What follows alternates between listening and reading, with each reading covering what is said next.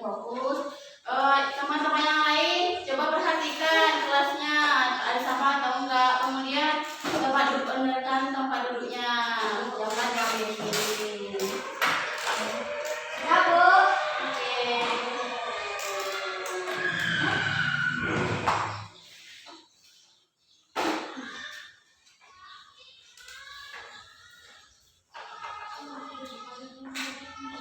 Sekitar masa-masa.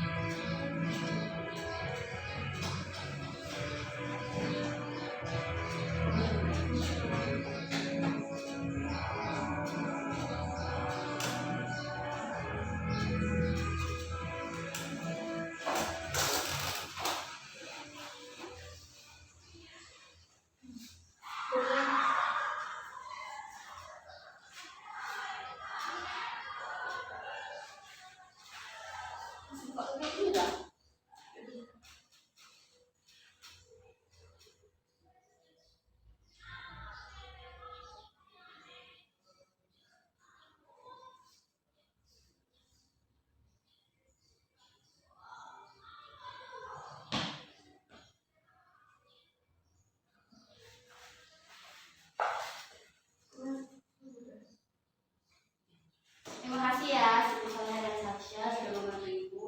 Iya Ibu. Ya Bu.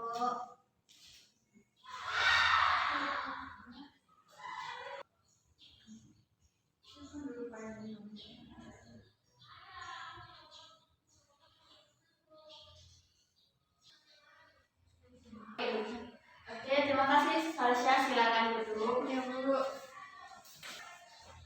Oke, Assalamualaikum warahmatullahi wabarakatuh. Waalaikumsalam warahmatullahi wabarakatuh. Apa kabar semua anak-anak Ibu? Alhamdulillah, luar biasa. Allahu Akbar. Nah, ini tadi kan sudah istirahat nih, sudah kenyang atau belum? Sudah. Yakin? Apakah ada yang masih di luar? Sudah masuk semua. Ini sebelumnya ini ada yang mau izin ke WC dulu atau tidak? Kalau ada yang izin, Ibu persilakan terlebih dahulu sebelum kita memulai pembelajaran hari ini. Ada Bu. Tidak. Oke, kalau tidak. Oke, kalian sudah masuk semua dan tidak ada yang mau izin ke WC. Kita mulai pembelajaran hari ini ya. Nah, sebelum memulai pembelajaran hari ini, kita berdoa terlebih dahulu. Nah, pada hari ini Ibu meminta untuk Siti Solehah memimpin doa. Kepada Siti Solehah.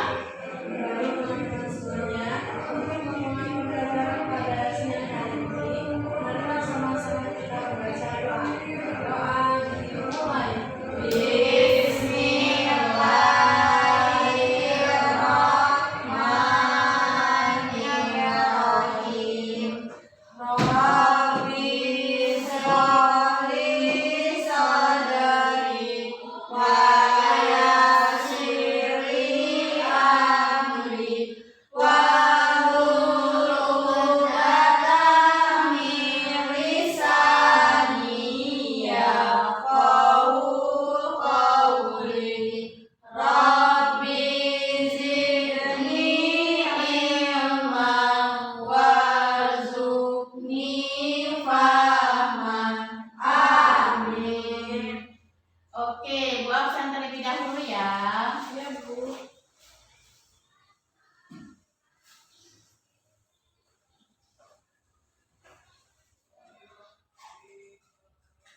Nah, nanti ketika ibu sebut namanya, itu kalian ungkapkan perasaan hari ini ya, oke? Ya, Bu. Oke. Salisha Rizky Putri. Bahagia. Oke, bahagia. Siti Soleha. Semangat. Semangat. Siti Fauzia. Ini, Bu. Senang. Senang. Oke. Hari ini kayaknya masih pada semangat di jam sekarang ya. Sudah makan tadi kan? Ada. Oke. Nah, pada minggu lalu kita membahas mengenai apa?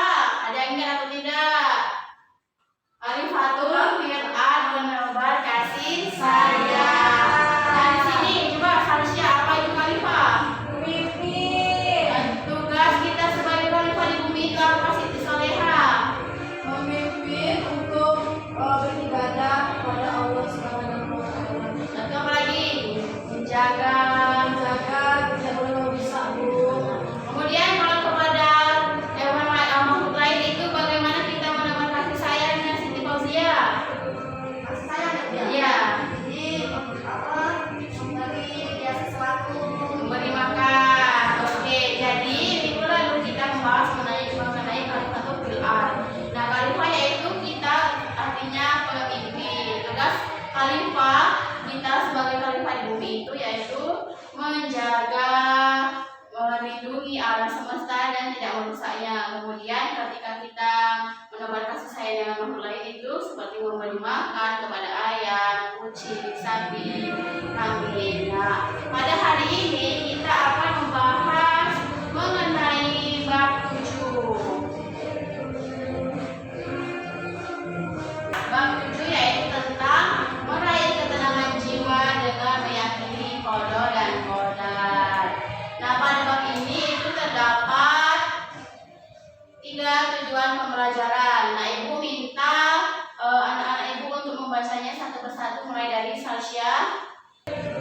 Nah, kepada Salisha Rizky membacakan template tujuan pembelajaran yang pertama. Yang pertama adalah melalui metode discovery learning dan reflective thinking, peserta didik mampu menjelaskan makna iman kepada qadar dan qadar, hubungan antara qadar dan qadar dengan ikhtisar dan doa, serta meyakini bahwa Allah Subhanahu wa Ta'ala memberikan qadar dan qadar kepada makhluknya. Nah, yang tujuan pembelajaran kedua, Siti Soleha. Melalui metode SAD dan reflective thinking, peserta didik mampu mendeskripsikan bukti beriman kepada qada dan qadar dan terbiasa berpidato optimis, sabar, dan tawakal sebagai hikmah dari iman kepada qada dan qadar. Yang ketiga, Siti Fauzia.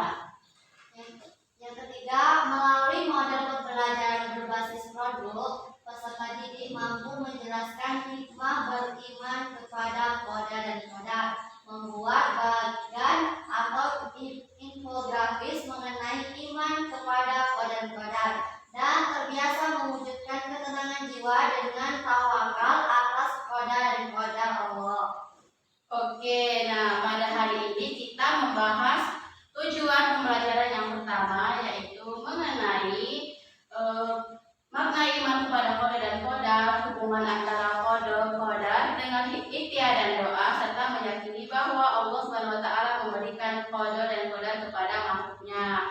Nah, di sini kita akan membahas 3 materi, yaitu yang pertama pengertian qada dan qadar, kemudian tentang makna iman kepada qada dan qadar, dan yang ketiga yaitu hubungan qada qadar dengan ikhtiar dan doa. Oke, apakah di sini anak-anak ibu pernah dengar mengenai istilah qada dan qadar? Ada, Bu. Apa Siti Soleha?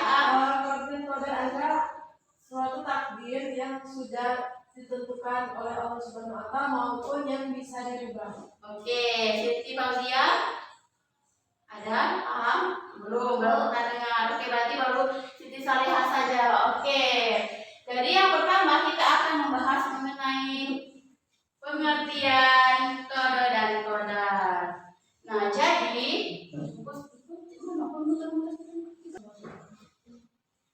jadi yang pertama yaitu kita pengertian dari qada. Qada secara bahasa yaitu berarti keputusan, ketetapan atau kehendak Allah. Nah, secara istilah, kode itu adalah segala ketetapan Allah terhadap segala sesuatu yang sudah ada sejak zaman azali. Nah, zaman azali di sini maksudnya yaitu jauh sebelum kita diciptakan.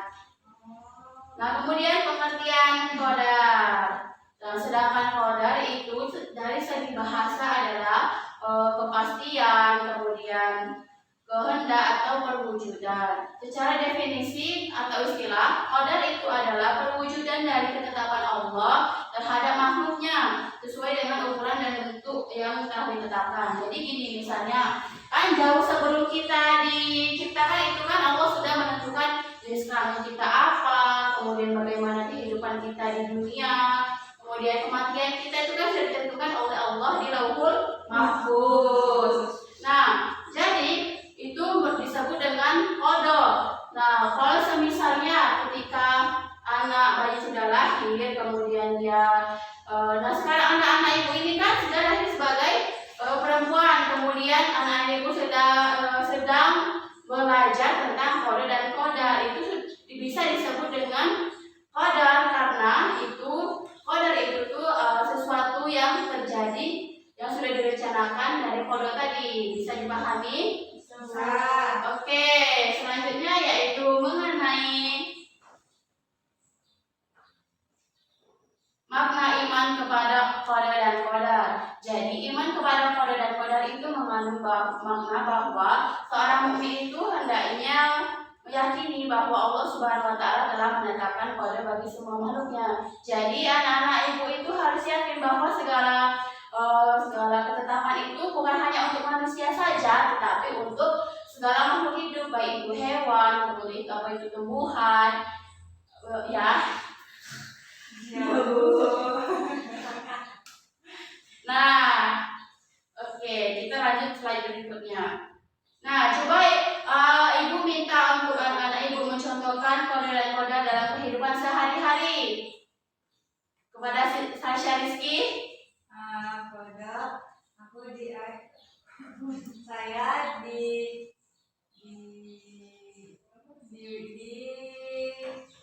ditetapkan Allah lahir sebagai perempuan, dan kadarnya sampai sekarang saya tetap menjadi perempuan dan menjalankan peraturan-peraturan yang telah Allah tetapkan untuk perempuan, seperti menggunakan hijab, tidak berpacaran. Oke, bagus ya. Itu merupakan contoh, salah satu contoh qada dan qadar. Ada yang ingin mencontohkan lagi? Coba Bu. Ya, coba Siti Soleha. Kan qada dan qadar kan suatu takdir yang ditetapkan oleh Allah. Iya. Nah, contohnya itu saya dilahirkan di desa Tasikmalaya dan menjadi orang tua yang baik. Nah, ya itu contoh lagi. Ayo Siti Fauzia, ada lagi contohnya kira-kira? Contohnya kalau ibu ini udah dilahirkan menjadi anak yang pertama. Oke, itu semua termasuk contoh qada dan qadar dalam kehidupan sehari-hari. Kayaknya anak-anak ibu ini sudah mulai paham ya. Nah, oke, ini merupakan gambar siklus air. Nah, anak-anak ibu sudah mempelajari ini di mata pelajaran IPA kan? Nah, apa yang bisa menjelaskan dari gambar ini? Ini Bu, Yang kepada Siti Fauzia, coba. apa hujannya itu air itu tuh air laut menguap dari atas gitu Bu. Jadi dia harus Nah, jadi ini merupakan gambar siklus air yang anak-anak ibu sudah pelajari di IPA, yang dimana pertama yaitu proses evaporasi, yang dimana ini air laut itu menguap menjadi embun. Nah, setelah ia menguap jadi embun, ia akan menjadi segumpalan awan sebanyak ini. Nah, setelah ia menguap jadi embun, awan yang menggumpal, ia akan menurunkan seperti hujan atau salju. Jadi itulah proses pembentukan hujan. Nah, setelah turun hujan, nah tanah itu akan meresap. Nah, kemudian dia akan menjadi ke air laut dan begitu seterusnya. Nah, ini merupakan salah satu contoh qada yang dimana sudah ditetapkan oleh Allah. Manusia itu tidak bisa merubahnya, misalnya dari pembentukan dari hujan baru ke evaporasi, itu tidak bisa.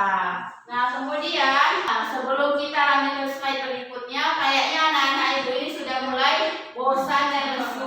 Kita editing dulu ya. Oke, lanjut Bu. Oke. Ibu minta untuk anak-anak ibu berdiri ya.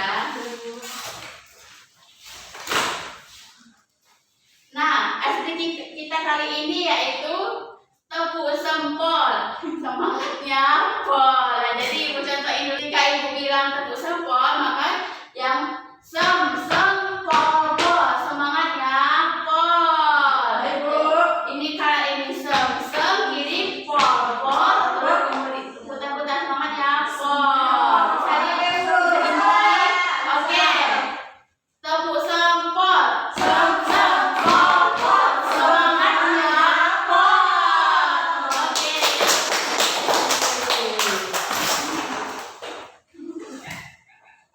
Ibu sini untuk minum bukan ya.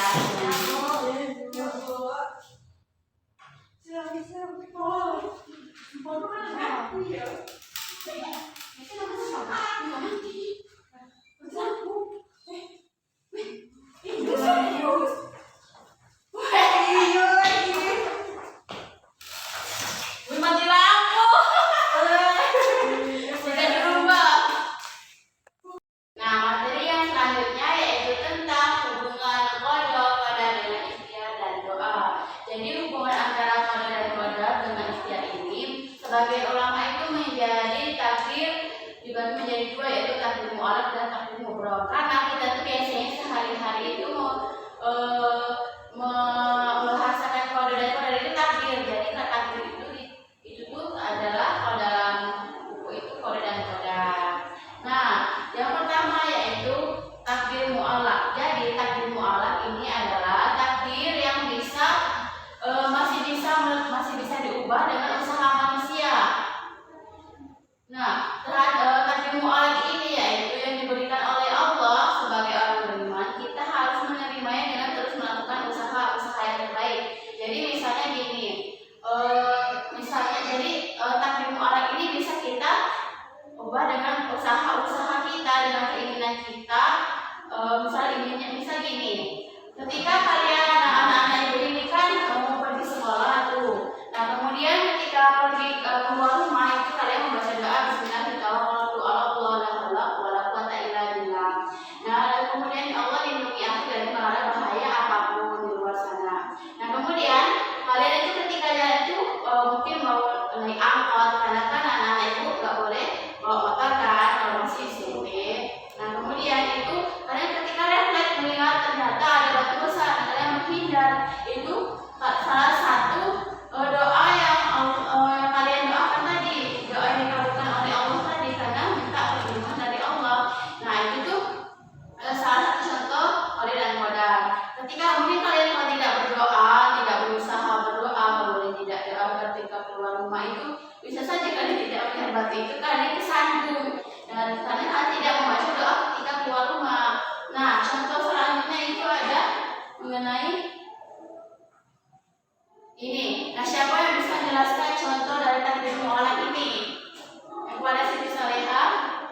Contohnya itu Bu, ketika kita baca, nah itu kita bisa tuh mendapatkan prestasi. Contohnya kan sebelumnya kita nggak dapat doa, Ya. kita lagi belajar, terus dapat doa. Nah, ya itu contoh takdir mu'alaf yang dimana ketika misalnya Siti Salehah itu lagi belajar karena mau ujian, ingin juga karena cita-cita Siti Salehah itu ingin mendapatkan prestasi dan membahagiakan orang tua. Nah, Siti Salehah itu ketika itu berusaha bagaimana sih biar aku dapat juara. Nah, itu dia berusaha berikhtiar dan berdoa, ya Allah mudahkan aku ketika ulangan. Nah, ketika ujian itu kan mau ujian itu Siti Salehah belajarnya maksimal dari misal besoknya ulangan, malamnya itu belajar terus sampai benar-benar Siti Salehah memahami. Nah, kemudian ketika mau ujian itu, ya Allah semoga apa yang aku pelajari itu bisa menjawab UAS ini, jadi aku bisa mendapatkan nilai tinggi. Dan ternyata ketika nilai UAS dibacakan itu nilai Siti Salehah tinggi karena hasil dari Siti Salehah berusaha belajar tadi. Itu merupakan contoh takdir mu'alaf. Nah, kemudian mengenai takdir mubrom. Takdir mubrom ini adalah takdir yang dimana sudah ditetapkan oleh Allah dan tidak bisa diubah, yang dimana takdir itu mutlak.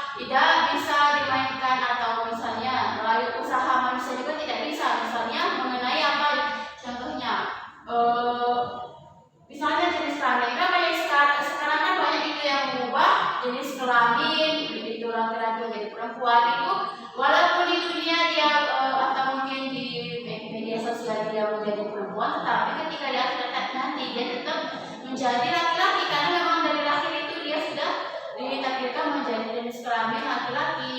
Itu merupakan contoh takdir mubrah. Nah sekarang ibu minta kalian sebutkan tiga contoh, tapi satu-satu contoh dari takdir mubrah yang sering terjadi dalam kehidupan sehari-hari. Contohnya apa ya Sarja? Mati. Ya meninggal. Siti Soleha. Ayo Pak Siti Soleha apa? Ayah itu jenis kelamin yang tapi tidak bisa diubah. Kalau ini Fauzia? Ini air Bu, air itu kan turunnya ke bawah. Bisa Nah ya, kita mesti tidak bisa kan merubahnya dari bawah ke atas. Nah itu termasuk contohnya. Beri apresiasi dulu.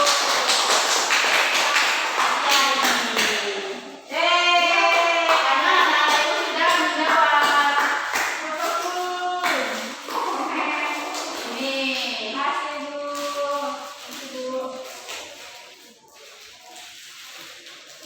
Makasih Bu. Sama-sama. Boleh anak ibu kelas 5. Amin. Nah, oke. Jadi ibu ini adalah video biar kalian itu lebih paham lagi bagaimana sih ibu biar kode-kode dan kode dalam kehidupan sehari-hari. Kita nonton video ya. Oh, begini. Nah, Takdir memang kejam. Lagi nyanyi kan? Bukan, baca berita. Oh, iya kan, lagi nyanyi, pakai beritanya. Oh ya, ngapain abang di sini? Lagi pesen martabak? Serius? Bukannya di sini hanya jualan kopi ya? Nah, lo tahu kenapa masih tanya ngapain di sini? Tanya keseru banget sih. Maksudnya kenapa seharian kopi mulu? Gak ada kegiatan lain apa? Emang mau ngapain lagi? Bukannya semua yang akan terjadi padaku sudah ditentukan oleh Allah. Jadi percuma aku melakukan sesuatu, ujung-ujungnya kembali ke takdir Allah juga. Wah, pemahaman yang bahaya ini. Ya emang benar kan? Ngapain kerja keras? Kalau takdirnya miskin, ya tetap aja miskin. Memang benar. Jauh sebelum kita diciptakan, Allah sudah menulis semua kehendaknya terhadap kita. Inilah yang disebut dengan qada. Kemudian setelah kita tercipta, kehendaknya itu akan terrealisasi atau terjadi pada kita sekarang. Itulah yang disebut qadar. Tuh kan, jadi kenapa kita harus berusaha? Belum selesai, dengerin dulu. Kita perlu berusaha dan berdoa karena kita tidak tahu sejauh mana Allah berkehendak atas diri kita. Maksudnya, misalnya gini, Allah bisa saja menghendaki Bang Supri saat ini menjadi seorang dokter. Jika 5 tahun lalu, Bang Supri mau melanjutkan kuliah kedokteran, tapi Bang Supri memilih tidak melanjutkan kuliah dan bersenang-senang. Keduanya sama-sama terjadi atas kehendak Allah, tapi Bang Supri lah yang memilih menjadi pengangguran sekarang. Oh gitu. Jadi maksudnya takdir itu ada kalanya bisa dirubah oleh kita. Benar, itulah yang disebut dengan takdir mu'allaq. Takdir yang bisa berubah atas kehendak Allah tergantung pada sebab-sebab yang diusahakan manusia. Lalu takdir yang tidak bisa dirubah seperti apa? Misalnya takdir kamu dilahirkan ke dunia, atau takdir kamu terlahir sebagai laki-laki seperti sekarang. Inilah yang disebut dengan takdir mutlak yang tidak bisa dirubah oleh manusia. Artinya kita mau menjadi orang yang bermanfaat atau tidak, sukses atau tidak, itu salah satu dari takdir mu'allaq ya, yang bisa diusahakan manusia. Benar.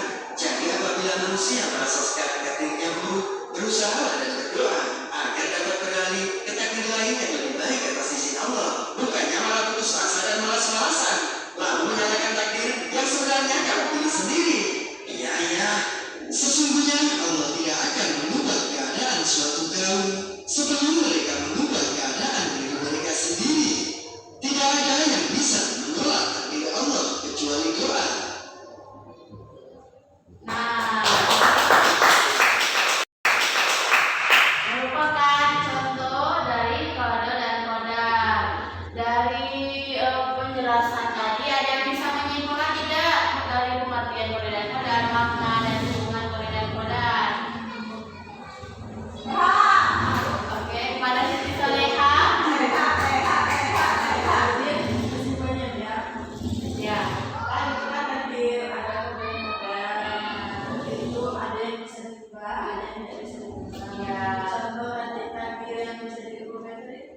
takdirmu Allah dan takdir yang tidak bisa Hidup baik takdirmu Allah.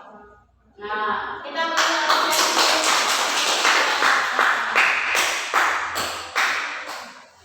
Nah, dari